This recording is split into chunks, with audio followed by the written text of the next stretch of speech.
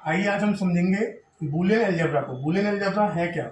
Boolean algebra हमें दिया किसने?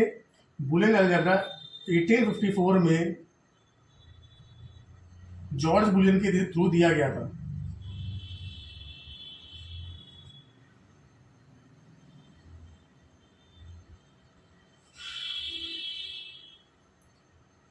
अब ये इसका यूज हम क्यों कर रहे हैं?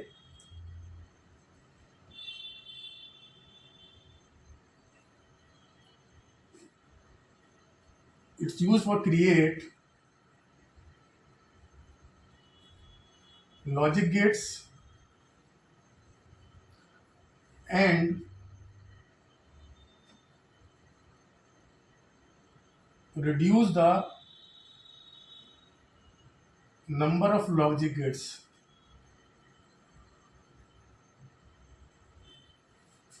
तो ये बूलियन अलजेब्रा हमारा इसी काम आता है कि हम उसमें लॉजिक गेट्स बनाते हैं और उनके नंबर्स को कम करने के लिए हम यूज कर सकते हैं। हमारे लॉजिक गेट्स यूज कहाँ पर होते हैं?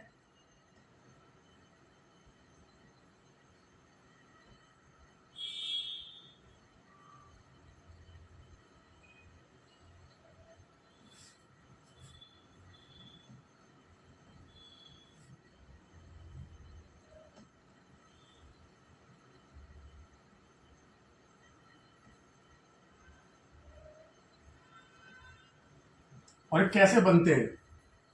तो लॉजिक गेट्स का यूज हम इलेक्ट्रिक सर्किट्स बनाने में यूज करते हैं।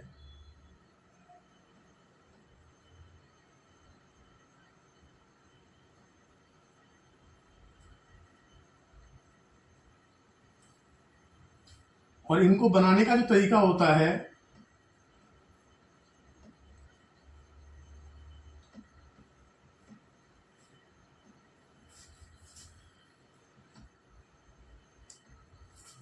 It's made by transistors, diodes, ICs etcetera. तो इनके थ्रू ये चीजें बनाई जाती है। तो जो लॉजिक गेट है वो किस तरीके से काम करता है, अब उस मेथड को समझते हैं। बूलियन मेथड है क्या?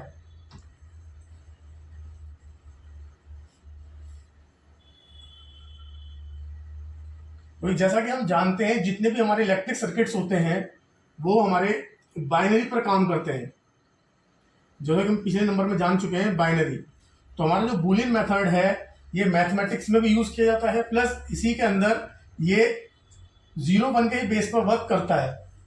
तो जितने भी हमारे इलेक्ट्रिक सर्किट्स चलते हैं, कंपोनेंट्स चलते हैं, चाहे हमारा कंप्यूटर हो, मोबाइल हो, वो वर्क करता है 0-1 पर, और उसके अंदर यूज किया जाता है बूलियन अलजेब्रा मेथड को। तो बूलियन अलजेब्रा मेथड हमें देता क्या है?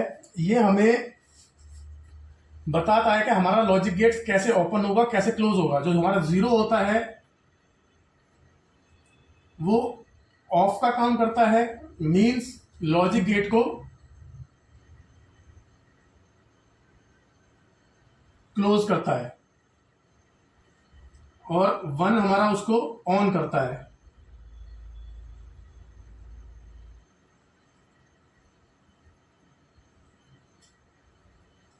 तो इसके कुछ मेथड्स हैं। तो मेथड क्या है जो कि हमारे बाइनरी पर काम करते हैं, उस चीज को हम समझेंगे। और जो हमारा लॉजिक गेट है, अब वो हमें क्या चीज बताता है। अब हमारा लॉजिक गेट एग्जांपल के तौर पर हम समझें बूलियन मेथड में लॉजिक गेट्स कैसे काम करते हैं। तो इसका एग्जांपल हमारे पास है, जैसे कि अगर हम ये कहते हैं, हमारे पास कंडीशन के अकॉर्डिंग बात करें, अकॉर्डिंग टू कंडीशन अगर हम ये बोलते हैं कि आपका जो टाइम है, टाइम इन वॉच, जो आपकी घड़ी में टाइम 12 बज रहे हैं या नहीं बज रहे हैं, तो ये या तो इसको यस करेगा या फिर इसको करेगा नो। अगर आपकी घड़ी में 12 बज रहे होंगे तो उसको यस करेगा, और अगर नहीं बज रहे होंगे तो उसको नो कर देगा। तो इसके कुछ इसके लॉज हैं और कुछ मेथड्स हैं, उन मेथड्स को हम समझेंगे। आइए समझते हैं मेथड और लॉज को। इसमें कितने तरीके के लॉ हैं और सभी बाइनरी पर ही काम करते हैं।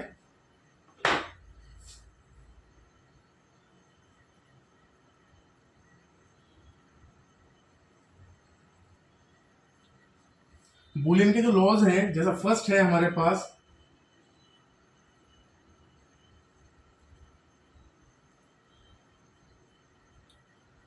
कम्यूटेटिव लॉ, सेकंड है हमारे पास एसोसिएट लॉ,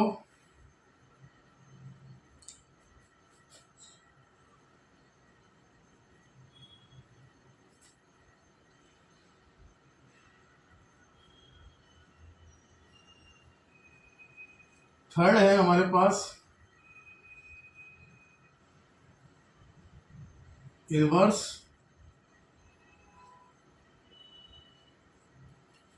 फोर्थ है हमारे पास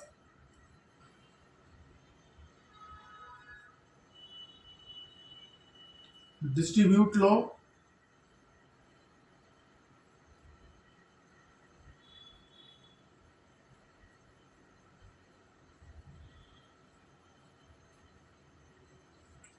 एंड लास्ट इज और। ये हमारे पास 6 तरीके के लॉ हैं जो ये इसमें काम क्या करते हैं, कैसे इनका वर्क होता है। तो हम पहले समझते हैं अपना कम्यूटेटिव लॉ क्या होता है हमारा।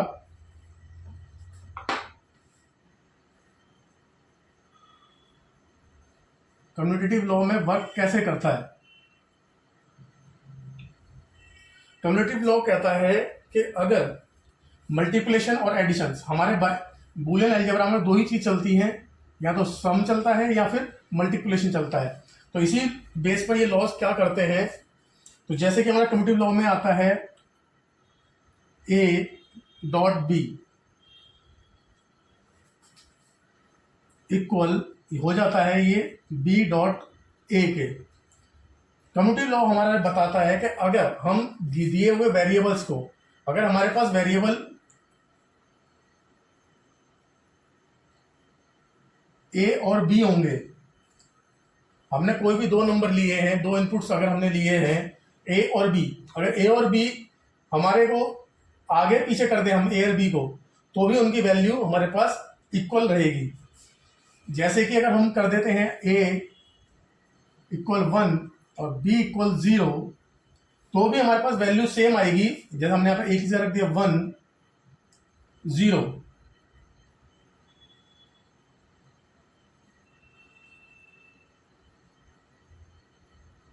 और 0 और 1, तो यहां पर जो वैल्यू दोनों की आती है, ये जो डॉट है हमारा ये मल्टीप्लाई को शो करता है। अगर 1 को 0 तक मल्टीप्लाई करते हैं तो 0 आता है इक्वल, अगर 0 को 1 से मल्टीप्लाई करेंगे तब भी 0 आएगा। तो इससे कम्यूटेटिव लॉ शो करता है कि जो अगर क्रम्स को हम इनपुट्स को अगर हम रीअरेंज करके आगे पीछे भी कर देते हैं, वैल्यूज को वेरिएबल्स के नंबर्स को आगे पीछे करते हैं, तब भी हमारा जो आउटपुट है उस पर कोई असर नहीं आता है। सेकेंड मेथड है इसके अंदर सम का, A plus B equal B plus A के होगा। इसमें भी सेम चीज है कि हमने यहाँ पे वेरिएबल्स को आगे पीछे किया है।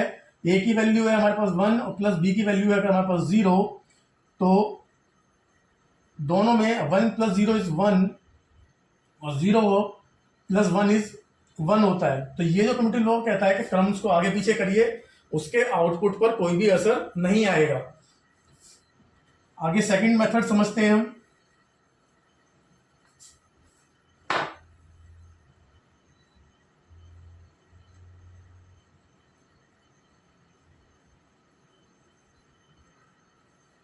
एसोसिएटिव लॉ में हमारे पास क्या चीज होती है कि इसमें जो भी हमारे पास कंबाइन नंबर चलते हैं, कंबाइन नंबर्स को इनपुट्स को अगर हम आगे पीछे कर भी दें तो भी ये हमारे आउटपुट पर कोई असर नहीं डालेगा। सपोजेबल जैसे कि हमारे पास ए प्लस बी प्लस सी है, इसको हम कर दें ए प्लस बी प्लस सी,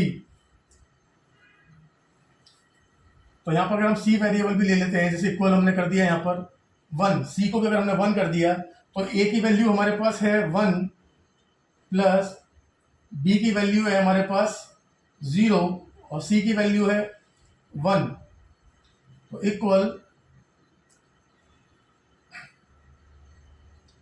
1 प्लस 0 प्लस 1, तो इसका जो आंसर आएगा वो आएगा 1 plus 0 plus 1 is 1 equal 1 plus 1। तो ये जो मेथड है आप देख रहे हैं सही आपका सेम आ रहा है, क्योंकि हमारे पास अगर 1 प्लस 1 करते हैं 2 करते हैं, लेकिन हमारे बाइनरी नंबर्स के अंदर जो मैक्सिमम वैल्यू हमारे पास होती है 1 होती है और सबसे लो वैल्यू होती है हमारे पास 0। तो इसका आंसर 1 प्लस 2 होता है, लेकिन बाकायदा इसके अंदर इसको हम 1 लिखेंगे क्योंकि इससे ज़्यादा वैल्यू हमारे पास मैक्सिमम वैल्यू हाई नहीं होती है, और यहाँ पर भी ये 1 हो जाएगा। सेम एज इट इज दूसरे मेथड में होगा, अगर a dot B dot C होगा तो a डॉट बी ब्रैकेट में डॉट सी हो जाएगा। तो यहाँ पर 1 डॉट ब्रैकेट में 0 डॉट 1 1 डॉट 0 डॉट 1, तो सेम आंसर जो आपका आएगा इसमें 0 आएगा, क्योंकि 0 से आप जिस भी नंबर को मल्टीप्लाई करेंगे वो 0 होता है। अब देखते हैं हमारा पास जो थर्ड मेथड है वो है और का।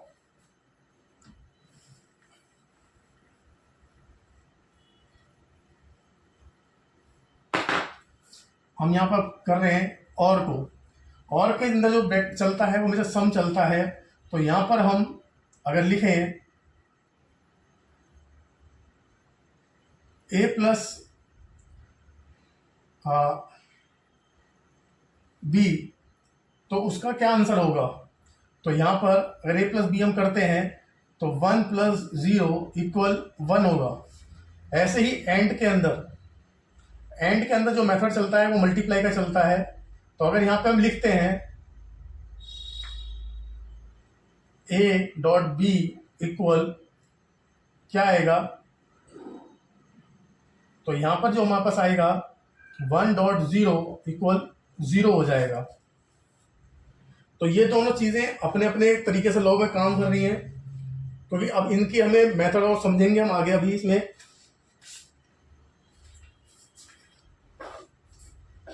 अब जो हमारा फिफ्थ लॉ है ये हमारा हम समझते हैं इनवर्स को। इनवर्स लॉ हमारे लिए क्या करता है,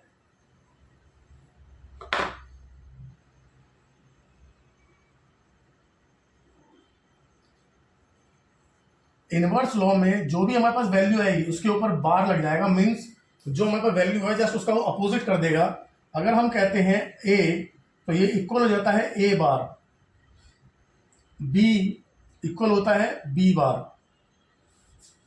तो इसके अंदर जो भी आंसर आएगा, सपोज हमारे पास a की वैल्यू अगर 1 है तो ये जस्ट उसके अपोजिट आंसर आएगा इज 0। अगर b की वैल्यू 0 है तो ये आंसर आएगा इसका 1। ये है इसका इनवर्स मेथड। तो इनवर्स लॉ में हमने जान लिया से जो भी हमारी इनपुट है उसका जस्ट अपोजिट आउटपुट आता है। तो अब हम समझते हैं लास्ट मेथड, डिस्ट्रीब्यूटिव मेथड जो है इसका।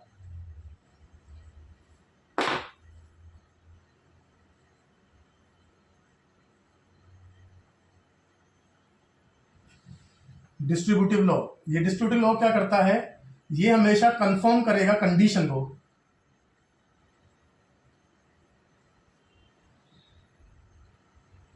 कि जो भी आपने कंडीशन दी है वो ट्रू है या फॉल्स है। इसका आंसर हमेशा ट्रू और फॉल्स में आता है, यस और नो। ये हमेशा किसी भी कंडीशन को कंफर्म करेगा कि हमें जो आंसर देना है वो सही है या गलत है। जैसे कि हम यहाँ पे लिखते हैं a dot b dot C equal a dot b, तो 1 डॉट 0 डॉट 1 1 डॉट 0 डॉट 1। तो यहाँ पे जो लास्ट में आंसर 0 आता है, अगर दोनों इक्वल है तो ये इसको यस कर देगा, अगर ये दोनों नॉट इक्वल हो जाएंगे, अगर यहाँ पर हमारा आंसर 1 आता, इधर 0 आता, तो ये आंसर को नो कर देता। तो इस चीज का हमें ध्यान देना होगा। आइए अब हम समझते हैं एंड और को और अच्छे तरीके से। जो एंड और लॉ हमारा और लॉ था, एंड और में क्या आता है फर्क, एंड और अगर एंड के अंदर, अगर हम एंड लॉ की बात करें तो ए डॉट जीरो इक्वल हमेशा होगा ए के, और यहाँ पे ए डॉट वन है, तब हमारा आंसर आएगा, सॉरी, एंड में ए डॉट हमारा होता है zero, A dot one is होता है हमारा ए। अगर ए होगा यहाँ पर तब भी हमारे पास आंसर ए ही आएगा, और ए डॉट ए इनवर्स नंबर होगा तो हमारे पास आंसर 0 आएगा। इसी तरीके से एंड के और के अंदर ए प्लस 0 होगा तब हमारे पास आंसर ए आता है, ए प्लस 1 होगा तब हमारे पास जो आंसर आएगा वो 1 आएगा। ए प्लस ए अगर इनवर्स ए प्लस ए होगा तो हमारे पास जो आंसर आएगा वो ए आएगा, और ए प्लस ए इनवर्स नंबर में होगा तो हमारे पास आंसर 1 आएगा। तो ये हमारे एंड लॉ हो गए, और ये हमारा हो गया और लॉ। इसके अलावा हमारे पास और कौन से मेथड हैं और कौन सी थ्योरी है हमारे पास जो बूलियन अलजेब्रा को समझाती है? तो उसके लिए एक मेथड और है हमारे पास, एक थ्योरी और है, तो अभी इसको हम समझते हैं। आइए अब हम समझेंगे डी मॉर्गन थ्योरी और लॉजिक गेट्स कितने टाइप के होते हैं और उनका जो यूज है कैसे किया जाता है लॉजिक गेट्स का, और उनके इक्वेशंस ट्रुथ टेबल कैसे बनाई जाती है।